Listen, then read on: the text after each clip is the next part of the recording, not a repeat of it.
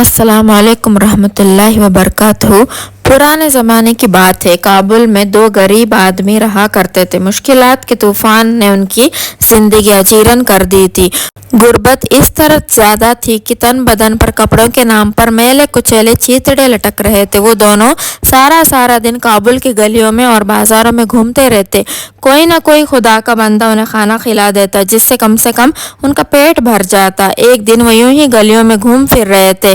वो आपस में बात करने लगे। एक ने कहा, इस शहर ने हमारे लिए अभी कुछ नहीं बचा। यहाँ हमारे लिए किस्मत के दरवाजे बंद हो चुके हैं। हमें गजनी चले जाना चाहिए। वहाँ सुल्तान महमूद गजनबी की हुकूमत है। वो बहुत नेक और खुदातर्स इंसान है। हमें वहाँ जाकर कोशिश करनी चाहिए। सुल्तान महमूद गजनबी से मुलाकात करनी चाहिए और हमें मदद की दरख्वास्त उसके सामने रखनी चाहिए। मुझे यकीन है कि वो हमारी मदद ज़रूर करेगा। इस तरह से हमारी किस्मत बदल जाए। साथी ने कहा, तुम्हारा मशवरा बहुत अच्छा है।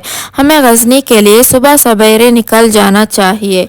चुनाचे अगले दिन दोनों सफ़र पर निकल पड़े।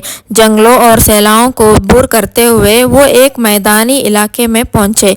रास्ते में उन्हें एक और शख्स मिल गया। था तो वो भी गरीब, मगर बहुत नेक और कोई अल्लाह वाला था। उसने उन दोनों से पूछा, भाइयों, क्या तुम मुझे बताओगे कि कौन सी ऐसी ख्वाहिश है जिसने तुम्हें सफ़र करने पर मजबूर कर दिया, और तुम किसके महल से अपने आरज़ू करने जा रहे हो?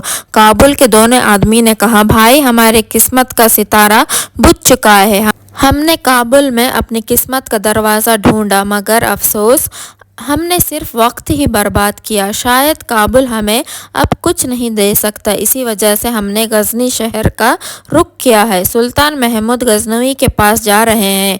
सुना है उनके महल के दरवाजे ज़रूरतमंदों के लिए हमेशा खुले रहते हैं और वो किसी को खाली हाथ वापस नहीं भेजते। ये बताने के बाद काबुल के दो आदमी ने इस नेक आदमी से पूछा, भाई, तुम कैसे मकसद से सफ़र पे निकले हो? उस नेक शख्स ने जवाब दिया, मैं एक अमीर शख्स था, मगर अब मेरी अपने मुल्क में कोई जायदाद और मालो दौलत नहीं है।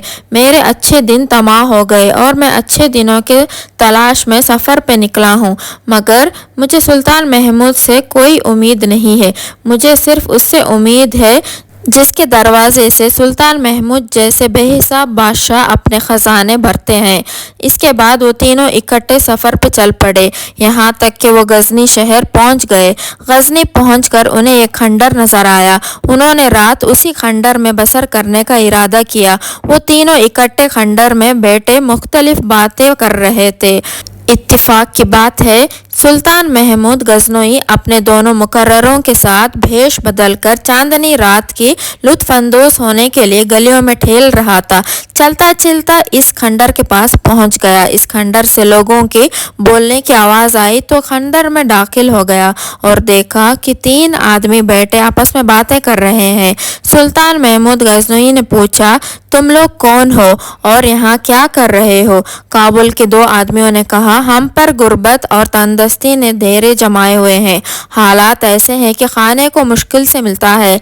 अपनी गुर्बत के घोड़े पर सवार होकर इस दुनिया में घूम रहे हैं। सुल्तान ने पूछा कि तुम्हारी क्या ख्वाहिश है? उन दोनों ने जवाब दिया, तुम हमारी ख्वाहिश पूरी नहीं कर सकते, इसलिए बताने का कोई फ़ायदा नहीं। सुल्तान ने जवाब दिया, क्योंकि इस दुनिया के तमाम लोग एक दूसरे के पाबंद हैं और एक दूसरे पर इंतज़ार करते हैं, इसलिए आप लोगों को मुझे अपनी ख्वाहिशात बता देनी चाहिए, शायद मैं आपकी मदद कर सकूं। एक ने जवाब दिया, मैं एक ऐसा शख्स था जिसके पास बेशुमार दौलत और जायदाद थे, मगर धोखेबाजी की वजह से मेरी सारी दौलत जाती रही।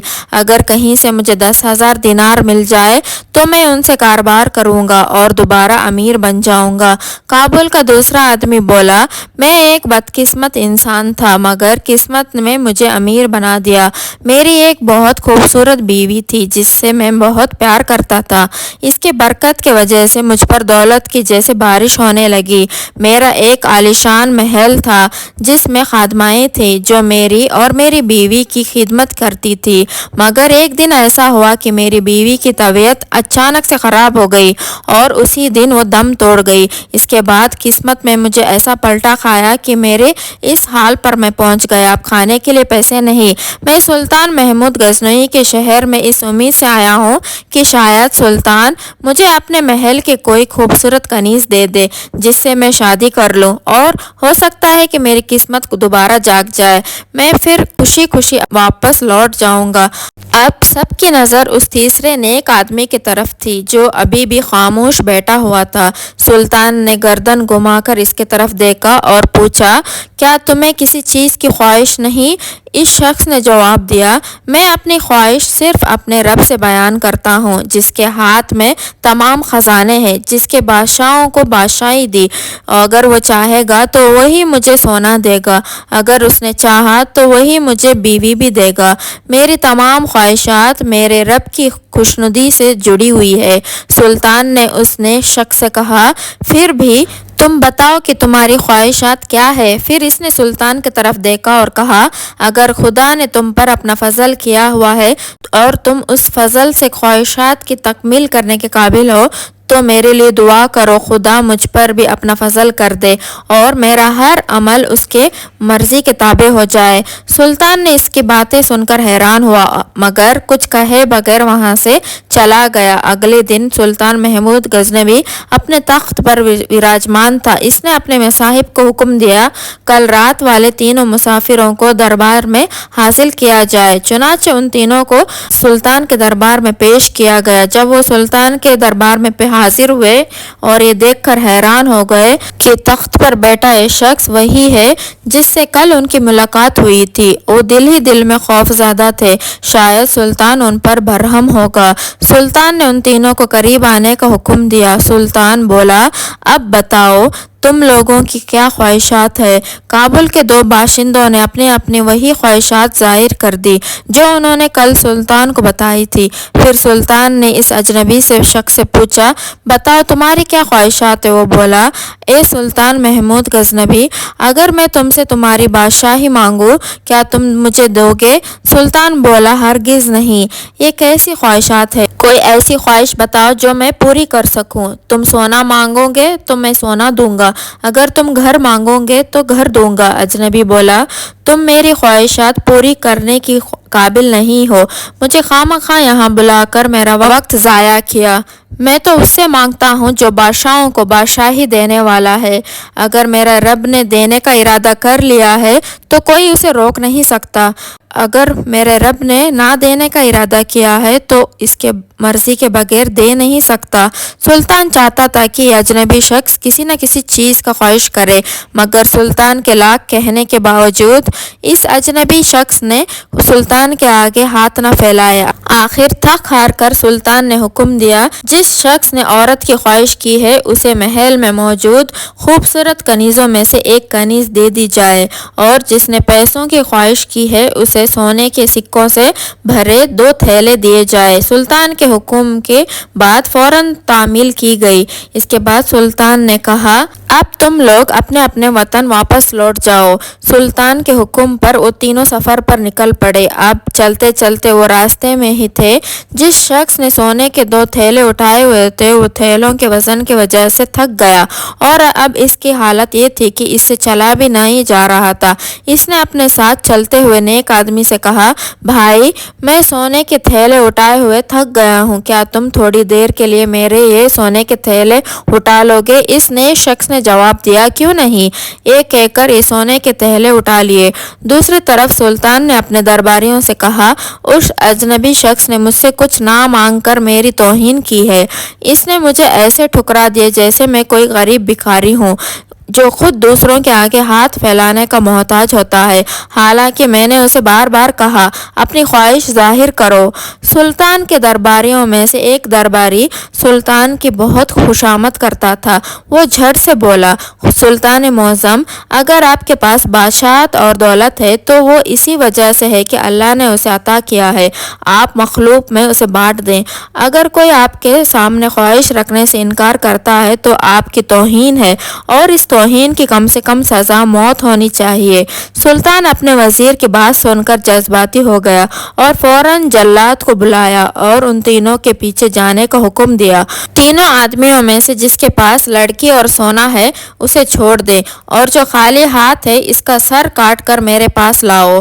جلاد روانہ ہو گیا۔ جب وہ ان کے پاس پہنچا تو اس نے دیکھا 3 شخص جا رہے ہیں، ایک کے ساتھ لڑکی ہے، ایک نے سونا اٹھایا ہوا ہے اور ایک خالی ہاتھ جا رہا ہے۔ اتفاق سے اس وقت سونے کے تھیلے اس نیک شخص نے اٹھائے ہوئے تھے، اور جو حقیقت میں سونے کا مالک تھا اس کے پاس کچھ نہیں تھا اور وہ خالی ہاتھ تھا۔ جلاد اس کے پاس آیا اور تلوار کے ایک ہی وار سے اس کی گردن کاٹ ڈالی اور اپنے پاس لے گیا، اور کابل کے شخص نے اپنے یہ حالت دیکھی تھر تھر کانپنے لگا۔ دوسری طرف اجنبی شخص کو معاملہ سمجھ نہ آیا کہ یہ ہوا کیا ہے اور اس کی گردن کیوں کاٹی گئی ہے۔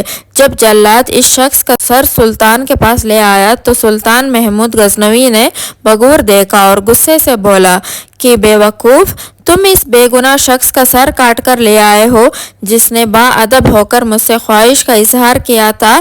دور ہو جاؤ میری نظروں سے، اس سے پہلے کہ میں تمہارا سر بھی قلم کر دوں۔ سلطان سمجھ گیا کہ سونا لینے والا شخص تھک گیا ہوگا اور اس نے اپنا سونا اس اجنبی شخص کو تھوڑی دیر کے لیے دے گیا ہوگا۔ سلطان نے دوسرے جلاد کو بلوایا اور بولا، اب تم جاؤ اور جس کے پاس سونا ہے اس کا سر کاٹ کر لے آؤ۔ جلاد وہاں سے روانہ ہوا۔ اس بار خدا کا کرنا ایسا ہوا کہ کابل کا جو آدمی مارا گیا تھا اس کے ساتھی کے دل میں لالچ پیدا ہو گیا تھا۔ وہ چلتے چلتے بولا، بھائی دیکھو، میرا دوست بیچارہ مارا گیا، مگر اس کا سونے کا اصل مالک میں ہوں، کیونکہ ہم دونوں کابل میں اکٹھے تھے۔ تم یہ سونا مجھے دے دو۔ نیک آدمی کو کوئی لالچ تھی نہیں، اس نے فوراً دونوں تھیلوں کو کابل کے شخص کے حوالے کر دیا۔ اب منظر یہ تھا کہ اجنبی شخص دوبارہ خالی ہاتھ تھا اور سونا اس کابل کے باشندے کے پاس تھا جو اپنے ساتھ کنیز کو لے چل رہا تھا۔ اتنے میں جلاد وہاں پہنچ گیا۔ اس نے دیکھا کہ ایک شخص خالی ہاتھ ہے اور دوسرے کے پاس سونا ہے۔ اس نے کابل کے دوسرے باشندے کو بھی موت کے گھاٹ اتار دیا اور سر لے کر سلطان کے پاس پہنچا۔ جب سلطان نے دیکھا غصے سے چلا اٹھا، یہ آدمی بھی غلطی سے مارا گیا۔ سلطان نے کچھ دیر کے لیے غور کیا اور جب وہ پرسکون ہوا تو اسے سمجھ آ گئی کہ خدا کا فضل اس اجنبی آدمی کے لیے حفاظت کی ایک دیوار ہے جس نے اسے کسی قسم کا نقصان پہنچنے سے روکا ہوا ہے، ورنہ ایک ہی وقت میں ایسا اتفاق ہونا سمجھ سے بالا تر ہے۔ اس بار سلطان نے اپنے مصاحب کو بھیجا اور کہا، باعزت طریقے سے اس آدمی کو لڑکی اور سونے کے سمیت میرے پاس لے آؤ۔ مصاحب فوراً روانہ ہو گیا۔ جیسے ہی وہ شخص دربار میں حاضر ہوا، سلطان نے اپنے تخت سے اٹھا اور مسکراتے ہوئے اجنبی شخص سے پوچھا، بتاؤ تمہارے ان دو ساتھیوں کے ساتھ کیا ہوا؟ اس نیک آدمی نے جواب دیا، سلطان کا اقبال بلند ہو، جس نے سونا مانگنے والے کو سونا دیا اور کنیز مانگنے والے کو کنیز دی، مگر بدلے میں ان کی جان ہی لے لی۔ اجنبی شخص کی بات سن کر سلطان کام کر رہ گیا اور خدا سے گڑ گڑا کر معافی مانگنے لگا۔ اس نے نرم آنکھوں سے پوچھا، اے نیک انسان، اس وقت میں ایسا کیا کام کر سکتا ہوں جو مجھے خدا کے غضب سے بچا سکتا ہے؟ اس نیک آدمی نے جواب دیا، تمہیں سب سے پہلے سچے دل سے اللہ سے معافی طلب کرنی ہے۔ دوسرا کام تمہیں یہ کرنا چاہیے، کچھ رقم تم کابل میں ان دو بے گناہ مارے جانے والوں کے گھر والوں کو بھیجو تاکہ کم سے کم وہ اپنی زندگی آسانی سے گزار سکے۔ سلطان نے ایسا ہی کیا۔ پھر سلطان نے کہا، میں آپ سے التجا کرتا ہوں، آپ مجھے اپنے صرف ایک خواہش بتائیں، مجھے اسے پورا کر کے خوشی ملے گی۔ اس نیک آدمی نے دیکھا اب سلطان پشیمان ہو چکا ہے، اس لیے اس نے کہا، میں ایک بنکر کا کاروبار کرتا تھا اور میرا کام اس قدر وسیع تھا، مجھے دولت کی کوئی کمی نہیں تھی۔ اگر مجھے آپ ایک چھوٹی سی دکان کھول دیں تو میں خدا کے فضل سے اپنا کاروبار چلا لوں گا اور پھر آپ کے پیسے لوٹا دوں گا۔ سلطان فوراً حکم دے دیا۔ اس کے بعد سلطان نے کہا، اے نیک انسان، میری آپ سے 3 گزارشات ہے۔ اس نیک آدمی نے کہا، جی بولے۔ سلطان بولا، پہلے ایک کہ جو کچھ میں نے آپ کے ساتھ کیا آپ مجھے اس پر معاف کر دیں۔ دوسری گزارش یہ ہے کہ آپ میرے لیے دعا کریں، جو لوگ بے گناہ مارے گئے خدا مجھے ان کے طرف سے معاف کر دے۔ تیسری گزارش یہ ہے کہ ہر جمعہ کے روز آپ میرے پاس آیا کریں تاکہ میں آپ کی صحبت سے کچھ سیکھ سکوں۔ اس نیک بنکر نے تینوں گزارشات مان لی۔ اس کے بعد मुनकर ने सख्त मेहनत की और कुछ ही अरसे में उसका कारोबार खूब चमक उठा। दौलत की रेल पैर हो गई। वो अपनी दौलत गरीबों में तकसीम करता, जिससे उसे दिली तकसीम मिलती। इतनी दौलत के बावजूद भी मुनकर के दिल में कभी लालच न आई और ना ही वो खुदा के याद से कभी गाफिल हुआ।